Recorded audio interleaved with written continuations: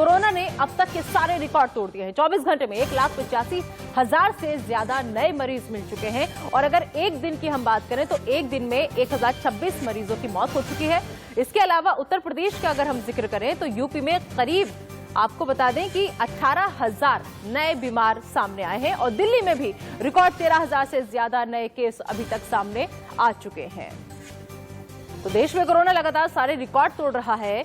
आपको बताएं कि 24 घंटे में 1,85,000 से ज्यादा नए मरीज सामने आ चुके हैं। एक दिन में 1,026 मरीजों की मौत हो चुकी है। इसके अलावा दिल्ली, यूपी का हाल हमने आपको बताया। अब बात कर लेते हैं महाराष्ट्र की। महाराष्ट्र में आज से नई पाबंदियां जो है वो लागू होने जा रही हैं, क्योंकि आज रात 8 बजे से ब्रेक द चेन अभियान की शुरुआत होने जा रही है महाराष्ट्र के अंदर। आपको बताएं कि 15 दिन तक कोरोना के सख्त नियम जो है महाराष्ट्र में लागू रहेंगे। पूरे महाराष्ट्र में धारा 144 लागू रहेगी।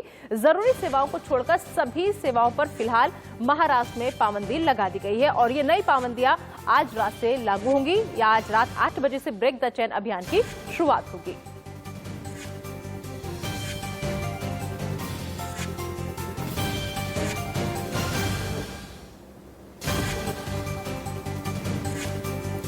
और इस पर ज्यादा बातचीत के लिए हमारे साथ हमारे 3 संवाददाता अलग अलग से जुड़ गए हैं। दिल्ली, मुंबई का रुख करेंगे हम और सबसे पहले दिल्ली का ही रुख कर लेते हैं। ऐश्वर्या वहां से हमारे साथ जुड़े हुए हैं।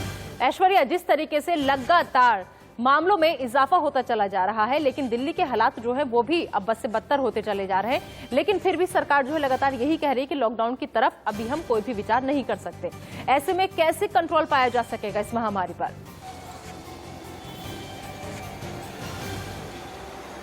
देखिए, लगातार दिल्ली सरकार ये प्रयास कर रही है कि कहीं ना कहीं ज़्यादा से ज़्यादा गाइडलाइंस का लोग पालन करें और जो टेस्टिंग है वो ज़्यादा से ज़्यादा बढ़ाया जाए। लेकिन वहीं दूसरी ओर लगातार केसेस दिल्ली के अंदर बढ़ते जा रहे हैं। पिछले 24 घंटे की बात करें तो 13,500 से ज़्यादा जो कोरोना संक्रमण के केसेस हैं वो दिल्ली में पाए गए। पॉजिटिविटी रेट बढ़कर लगभग 12 से 13% तक पहुंच गई है, जो वाकई में एक चिंता का विषय है। इसको लेकर अरविंद केजरीवाल ने एक प्रेस कॉन्फ्रेंस कर काफ़ी डेप्थ में ब्रीफिंग भी की। उन्होंने कहा जब तक मेडिकल इंफ्रास्ट्रक्चर हमारे पास ठीक है, जब तक हमारे पास अस्पतालों के अंदर बेड्स अवेलेबल हैं, तब तक हमें लॉकडाउन की कोई ज़रूरत नहीं है। और सबसे बड़ी जो समस्या दिल्ली जो इस समय देख रही है वो ये है कि जो 45 से उम्र के कम के लोग हैं वो जो कोरोना संक्रमित हो रहे हैं वो 65% से ज़्यादा है। तो ये सबसे ज़्यादा चिंता की बात है कि युवाओं को ज़्यादा से ज़्यादा कोरोना यहाँ पे संक्रमित हो रहे हैं वो, और इस वजह से कहीं ना कहीं अब दिल्ली के अंदर और भी गाइडलाइंस लगाने के लिए दिल्ली सरकार आगे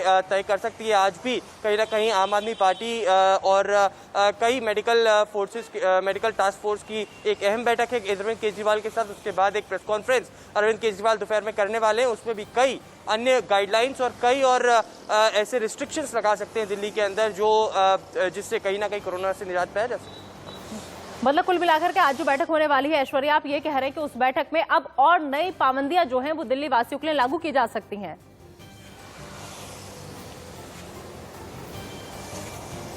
जी बिल्कुल। इस बैठक में कई बार अरविंद केजरीवाल कह चुके हैं कि वो तय करेंगे कि अब कौन कौन सी और गाइडेंस लगानी है। देखिए, दिल्ली अगर ट्रांसपोर्टेशन की बात की जाए तो पहले से ही 50% पर दिल्ली मेट्रो और डीटीसी बसेस को चलाने का दिल्ली सरकार ने निर्णय लिया है। लेकिन क्या कई जगहों को भी अब पूरी तरीके से बंद करना है? क्या जो पब्लिक गैदरिंग्स है उनको पूरी तरीके से बंद करना है? और जो रिलीजियस प्लेसेस है, मंदिर मस्जिद है, वहाँ पर भी पूरी तरीके से बंद करना है या नहीं? इन पर डिसीजन आज लिया जा सकता है। लेकिन कहीं ना कहीं अभी आज जो बैठक है उसके बाद अरविंद केजरीवाल एक प्रेस कॉन्फ्रेंस करेंगे, उसमें नया आंकड़ा भी पेश करेंगे। अगर लगातार इस आंकड़े को बढ़ते हुए देखते हैं तो दिल्ली के अंदर भी आगे और पाबंदियां लगाई जा सकती हैं।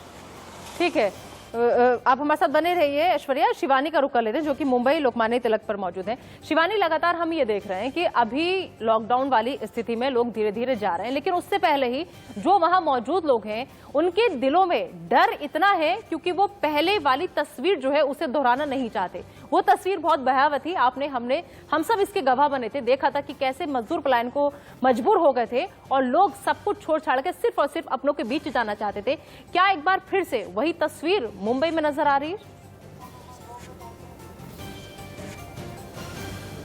बिल्कुल सबसे पहले तस्वीरों से ही आपको रूबरू कराएं। यहाँ पर जो जमीनी स्तर पर हकीकत है, फिलहाल आप देख पाएंगे कि किस तरह से हजारों की संख्या में यहाँ पर पलायन के लिए लोग पहुंचे हैं। आप देख सकते हैं कितनी शानदार तरीके से जो सरकार के कायदे कानून है कोविड को लेकर उसकी धज्जियां उड़ाई जा रही है। कोई सोशल डिस्टेंसिंग नहीं, कई लोग जो हैं वो बिना मास्क के नजर आएंगे, मास्क ढंग से नहीं पहना है और लगातार यहाँ पे पुलिस कर्मचारियों द्वारा अनाउंसमेंट जरूर की जाती है कि सोशल डिस्टेंसिंग को फॉलो किया जाए, लेकिन कहीं ना कहीं प्रशासन भी इतनी बड़ी भीड़ के आगे फीका पड़ता नजर आ रहा है। लगातार कई दिनों से यहाँ पर मजदूरों का पलायन शुरू हो गया है, जो कि आने वाले लॉकडाउन को लेकर काफी चिंताजनक थे और अब जब से लॉकडाउन की खबर सामने आई है कल रात से, उसके बाद से ही जो भीड़ का नजारा है चारों ओर आप देख पाएंगे कि अब तेजी से बढ़ रहा है। लोग जल्द से जल्द मुंबई से हटना चाहते हैं, क्योंकि पिछली बार भी यही हुआ था। एक लॉकडाउन लगने के बाद लगातार जो लॉकडाउन था वो बढ़ते ही चला जा रहा था, जिसका डर लोगों में इस बार भी तस्वीरों के जरिए देख पाएंगे आप कि किस तरह से बढ़ रहे केसेस और अब लॉकडाउन की स्थिति में काफी चिंताजनक तस्वीरें लोगों को देखने को मिलेंगी। हालांकि 4 स्पेशल ट्रेन बढ़ा दी गई हैं वेस्टर्न रेलवे द्वारा, जिसमें लोगों को टिकट लेकर अंदर जाने दिया जाएगा, लेकिन खास बात यह भी है कि महज लोगों को टिकट दी जा रही है, उनका टेम्परेचर तक यहाँ पर चेक नहीं किया जा रहा। तो कहना गलत नहीं होगा कि पिछले साल जिस तरह से मुंबई महाराष्ट्र से पलायन करने वाले मजदूरों लोगों की वजह से दिल्ली, उत्तर प्रदेश, बिहार के अंदर केसेस बढ़े थे, शायद दोबारा वो तस्वीर देखी जा पाएगी और एक बार फिर से महाराष्ट्र प्रशासन पर तीखी तलवार लटकेगी। ठीक है शिवानी, भोपाल का भी रुख कर लेते हैं। वहां से हमारे संवाददाता कुलभूषण इस वक्त हमारे साथ जुड़े हुए हैं। कुलभूषण, अगर हम बात करें भोपाल के आंकड़ों की तो वो भी लगातार डरा रहे हैं और अब लोग जो हैं कई तरीके के आरोप भी लगा रहे हैं कि जो व्यवस्थाएं हैं वो वहां पर ठीक तरीके से नहीं पहुंच पा रही हैं। लोग जाते हैं, घंटों घंटों लाइनों में लगे रहते हैं, लेकिन कोई भी सुनने वाला नहीं है वहां पर। तो अभी फिलहाल के ताजा आंकड़े क्या कह रहे हैं वहां के? और दूसरी ये बात कि जो लोग आरोप लगा रहे हैं, क्या उनकी सुनवाई हो पा रही है या अभी भी लोग परेशान हैं? बिल्कुल, मध्य प्रदेश के अगर ताजे आंकड़ों की बात की जाए तो पिछले 24 घंटों में 10,000 से अधिक कोरोना संक्रमित मरीज मध्य प्रदेश में मिल चुके हैं और इसके साथ ही सरकार के द्वारा जो व्यवस्था की गई है, 1 लाख बेड की व्यवस्था सरकार के द्वारा तमाम प्राइवेट और सरकारी हॉस्पिटल में की गई है। सभी बेड जो है हॉस्पिटल में फुल है, तो आप अंदाजा लगा सकते हैं कि मध्य प्रदेश में जो संक्रमित मरीज है वर्तमान स्थिति में 1 लाख है। क्योंकि वर्तमान स्थिति की अगर बात की जाए तो अब आम जनता या जो भी संक्रमित मरीज है उनको हॉस्पिटल में एडमिट नहीं किया जा रहा है, क्योंकि हॉस्पिटल में सबसे बड़ी कमी ये देखी जा रही है कि ऑक्सीजन की कमी है।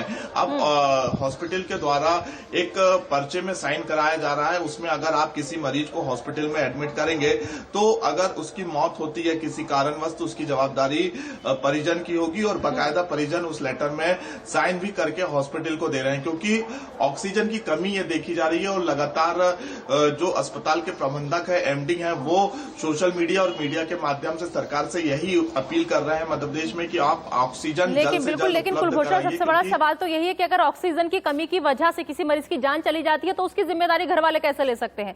उसकी जिम्मेदारी के लिए भी तो कोई ना कोई जिम्मेदारी उठाएगा ना, उसकी जिम्मेदारी किसकी होगी? सबसे बड़ा सवाल यही है।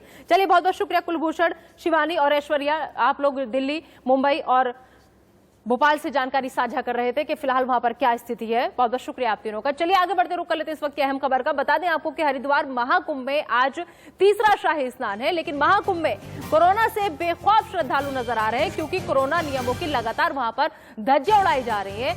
और साथ ही साथ अहम बात यह कि अब तक 5 लाख से ज्यादा श्रद्धालु जो है वो स्नान कर चुके हैं। तो आज तीसरा शाही स्नान है, लेकिन महाकुंभ में तमाम श्रद्धालु जो है जो पहुंच रहे हैं वहां पर बिल्कुल बेखौफ नजर आ रहे हैं कोरोना से।